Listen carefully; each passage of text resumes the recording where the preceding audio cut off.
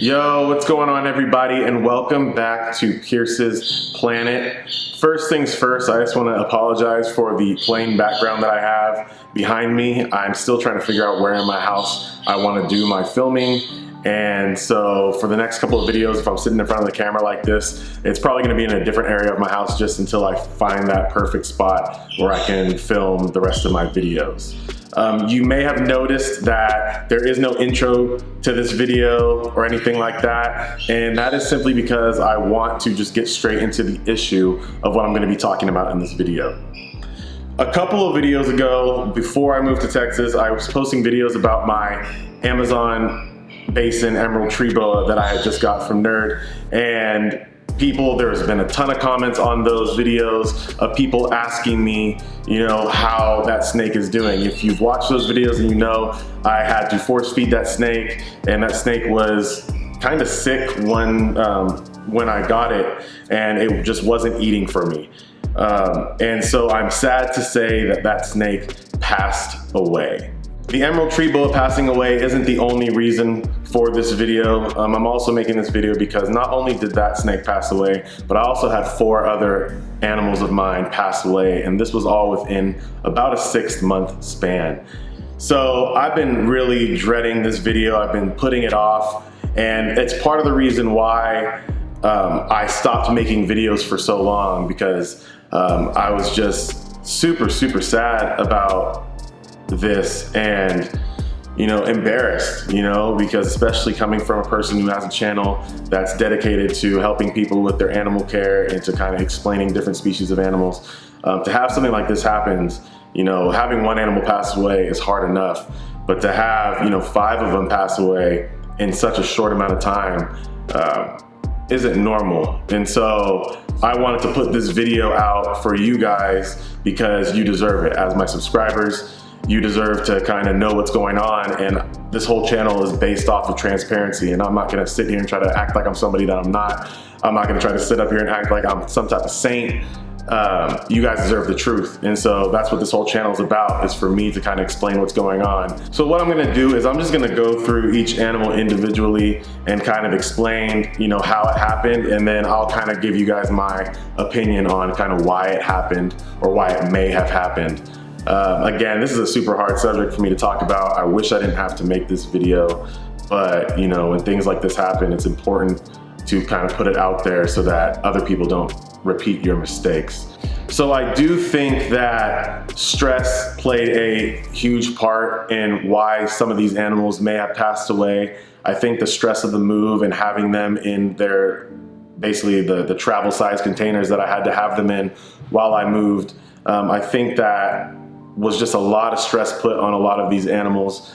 And as you'll notice, a couple of my older animals passed away, and then animals that also have had a history of having some health problems had passed away as well. And so I do think that that plays a large role in why this may have happened. Now, I'm not trying to not take accountability for it. These are animals that were under my care, but I do think that that is part of the reason why these animals may have passed away, because the majority of them passed away after I had moved from Sacramento to Texas. There was one snake that did pass away before I moved from Sacramento to Texas, and that was my spotted python, Simon. He died about 2 weeks before I was set to leave and to make the move. He is probably the one that I really can't explain what happened. I really don't have any type of explanation for it. He was doing fine, he was healthy, and then I did notice probably about a month before I was set to leave, he started to get more lethargic, and when I would feed him, he would eat. He ate every meal, but when he would strike, his strikes weren't as powerful as what they were before. He kind of just bit down really slowly on the mouse, and he didn't constrict anymore. He wasn't constricting, he was just biting the mouse and then just swallowing it from there. That wasn't normal for him, and I really don't know what happened. I tried, I was thinking maybe he was a little too cold, so I bumped up his heat in the enclosure. It didn't help. I tried lowering the heat a little bit more, didn't help. And one day I walked into the reptile room and he was on his back upside down. I don't know what happened with him. That one was pretty shocking to me. I love Simon. I thought Simon was spotted pythons are amazing snakes, and it sucked. It really sucked. But you know, I figured, you know, those types of things happen when you own animals. Sometimes there's just some things that you can't really explain, and you just have to move forward in your care. But like you guys know, that wasn't the end of that. So then it was time for the move. I put all the reptiles in their travel containers and we put them in the back of the truck. The back of the truck had a camper shell on it. And this was in winter time, so it was a little cold outside. We had heaters in the back of the truck to kind of keep that temperature regulated. But as we were driving through, temperatures did drop significantly because we had to drive overnight. And during the nighttime, especially when we got kind of like into Southern California, it got pretty cold. I mean, it got into the 30s at some points. Now in the back of the truck with the heaters, it stayed a little warmer, probably in about like the 50s, but still, I don't think that it was warm enough for my animals. We were making frequent stops throughout the night, probably like one stop every hour, to check on them, because I had to make sure that they were still doing okay. I had to make sure that the heaters were still holding up. But looking back on it now, I don't think that was enough. I don't think that I did enough during that move to keep the animals warm enough. So we finally make it to Texas. I unload all of the reptiles. They're all in the reptile room and it's warm. They're warming up again. And all the animals seem to be doing well. They were doing great and everything was going good until it wasn't. And the next animal that passed away on me was my corn snake Slithery. Now, for those of you familiar with the channel, you'll know that my corn snake Slithery was the first snake that I ever got. She was about 24 years old. I got her when I was about 5 years old, around there. She was anywhere between 23 to 25 years old. I just like to say 24 years old because it's right in the middle. And I do think that age played a large factor in this. I mean, 24 for a corn snake is pretty old. It's getting up there. And she lived a long, healthy life, but I think that her age coupled with the stress of the move, maybe those temperatures dropping down just a little too much for her, I think it was just too much for her to take, and eventually her body just ended up shutting down. So she ended up passing away. That one hurt a lot. That was like a piece of my childhood kind of getting, you know, taken away from me. I've had that snake my whole life, and that one was rough for me. After Slithery passed away, the next reptile of mine to pass away was Trix the Panther Chameleon. And for those of you who have followed the channel, then you know that I've made a couple of videos on Trix and his health problems and the challenges I've had with owning him. There was a point in time where he got really sick. He lost all his coloration. He basically was just like pale, just completely white. And he had one eye that would not open. He kept it closed constantly.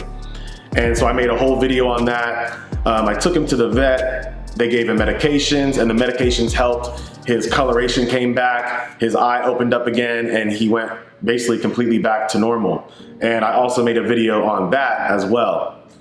But a couple weeks before the move, he started to go downhill again, and he started to lose his coloration again, and he just wasn't doing very good.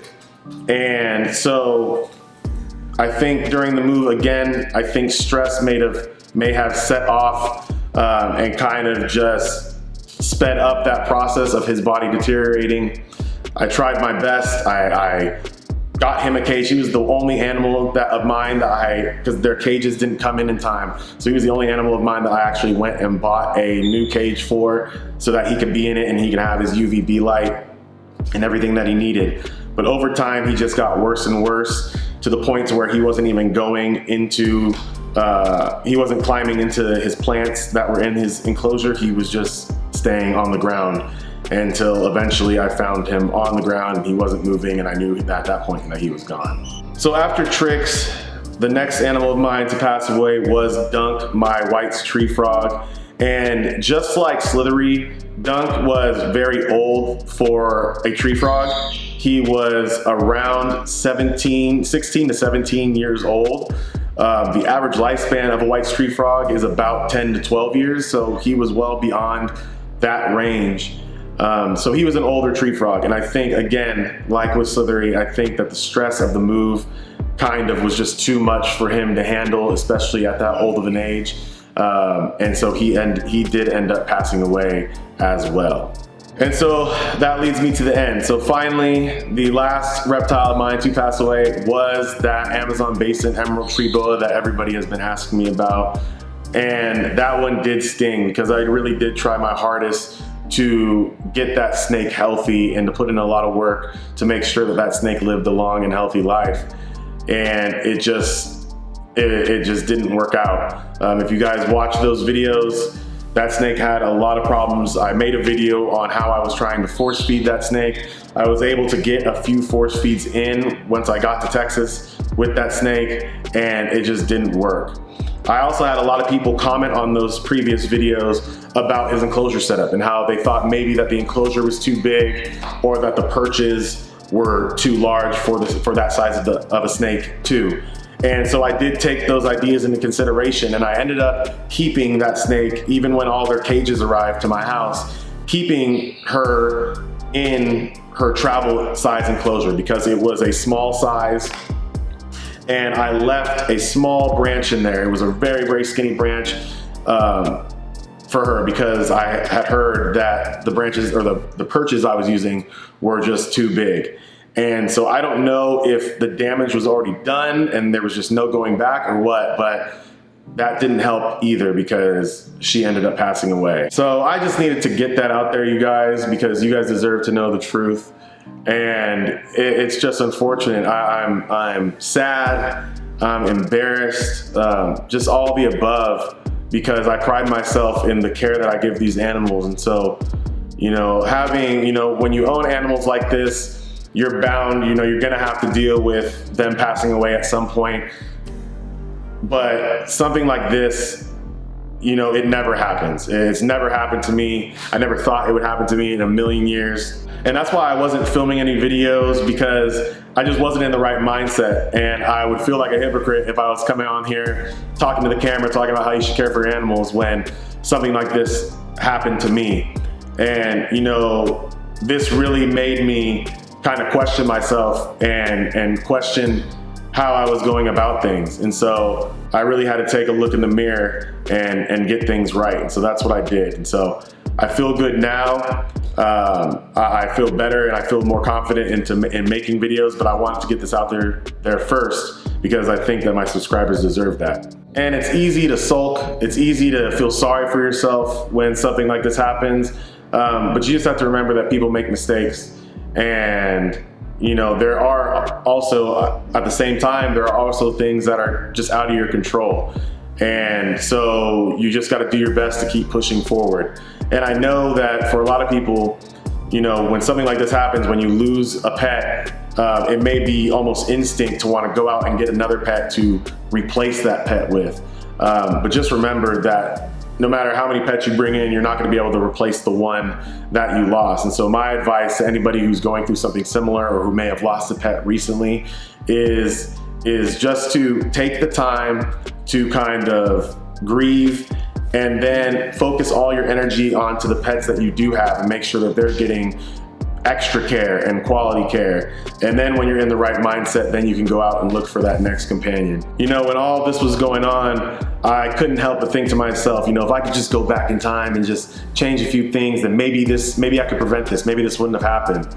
But the reality is that you can't do that. So the best thing that you could possibly do, the best thing that I could do in this situation was just to continue to move forward, because I have other animals that need care and that need to be taken care of, and I can't let my sadness, depression, or anything like that affect their care moving forward.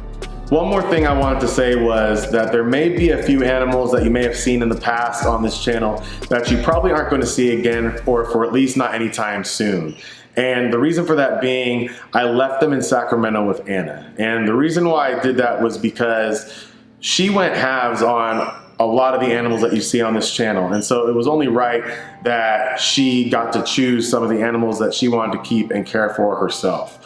Those animals include Rango the crested gecko, Circe the deathstalker scorpion, Mystique the Goody sapphire tarantula, and the poison arrow frogs. So I didn't want you guys to think that they just disappeared or that they died and I was trying to cover it up. They are getting well taken care of, and it wasn't anything like that. Anna just wanted to keep them, and so I felt like she had the right to do that. I'm sure there may be some strong opinions down in the comment section, and that is completely okay. I know people may be upset at this video, and I know I may even lose some subscribers because of this video, and I completely understand that. I just want you guys to know that, like I said, I want this channel to be as transparent as possible. So if you guys have any questions for me, make sure you leave them down in the comment section and I will try to answer them as best as I can.